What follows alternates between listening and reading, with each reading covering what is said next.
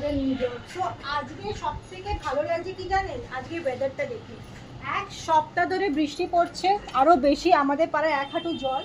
তো তার থেকে ভালো লাগছে আজকে ঝা চকচকে একটা ধূপ থেকে, মনে হচ্ছে দুর্গাপুজো এসেই গেছে, 1 মাস বাকি আছে, এমন কিছু নেই। তো তাই ভাবলাম এর ফাঁকে আমি আমার একটু ওয়ার্ড্রব রিসেটটা করে নিই।